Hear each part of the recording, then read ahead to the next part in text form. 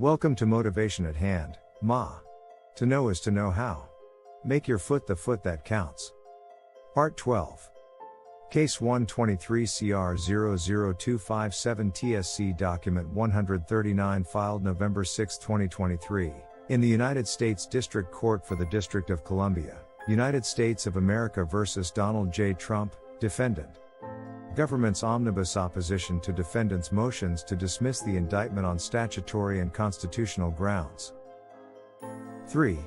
Neither the impeachment judgment clause nor the double jeopardy clause precludes criminal prosecution here.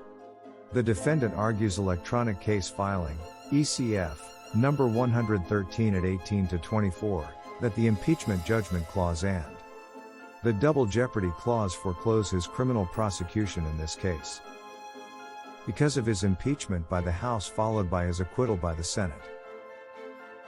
Those arguments are entirely meritless. The text and history of the impeachment judgment clause demonstrate that it was intended to limit congressional sanction for impeachment to removal and disqualification from office, not to create a double jeopardy prohibition that protected an impeached but not convicted officer from criminal prosecution. Structural considerations, including the special function of impeachment within the constitutional separation of powers and the distinction between impeachment verdicts and criminal verdicts, reinforce the conclusion that the impeachment judgment clause permits prosecution of a former president impeached by the House but acquitted by the Senate.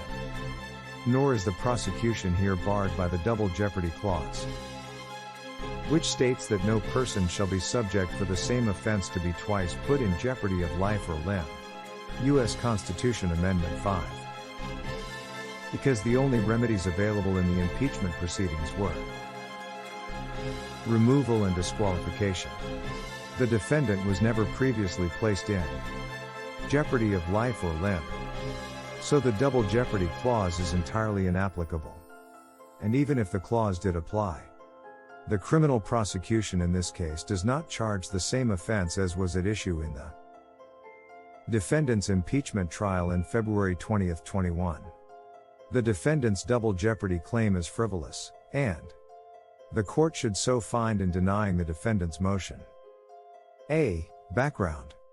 5 days after the attack on the United States Capitol on January 6, 2021, House of Representatives adopted a single-article resolution to impeach the defendant for high crimes and misdemeanors. H.R. Resolution 24, 117th Congress, January 11, 2021, Impeachment Resolution. Specifically, the impeachment resolution alleged that the defendant violated his constitutional oath faithfully to execute the office of President of the United States by inciting violence against the government of the United States. Same as at 2 days after adopting the impeachment resolution, the House voted to impeach the defendant.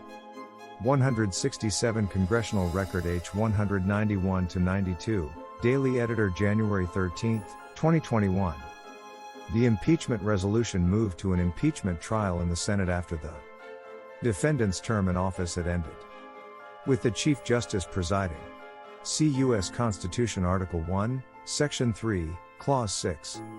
The only two possible remedies available in that proceeding were removal from office and disqualification to hold and enjoy any office of honor, trust or profit under the United States. U.S. Constitution Article 1, Section 3, Clause 7.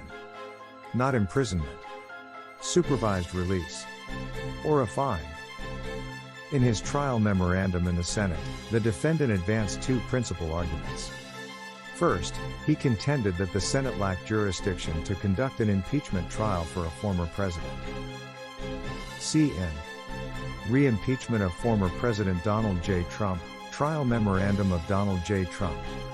Senate Document 117-2 at 122-39, February 8, 2021, Impeachment Trial Memorandum. Second, the defendant argued that the First Amendment protected his speech at the ellipse on January 6, same as at 146-75. On February 13, 2021, 57 senators voted to convict and 43 senators voted to acquit. 167 Congressional Record S-733, Daily Editor February 13, 2021. Which resulted in an acquittal in light of the constitutional requirement of a 2/3 majority to convict. At a Senate impeachment trial, see U.S. Constitution Article 1, Section 3, Clause 6. On August 1, 2023, a grand jury charged the defendant with the 4 offenses described above. Each offense includes a potential term of imprisonment, supervised release, and a fine. The indictment did not charge the defendant with an incitement offense. See 18 U.S.C. Section 2383. Criminal prohibition for inciting, assisting, or engaging in any rebellion or insurrection against the authority of the United States. B. The impeachment judgment clause does not preclude prosecution here. The impeachment judgment clause's text and history demonstrate that its twofold aim was to limit the potential punishments that Congress could impose following impeachment and conviction, while also ensuring that a former federal officer does not escape accountability for criminal wrongdoing. Understood within the Constitution's structure. The impeachment judgment clause permits criminal prosecution where, as here, a defendant has been impeached by the House, but not convicted by the Senate. Part 13. To be continued. 1. The impeachment judgment clause's text and history support criminal prosecution of an officer who has been impeached by the House but acquitted by the Senate. Much appreciation to you for giving of your time with us at Motivation at Hand. To know is to know how. We trust you will come back soon.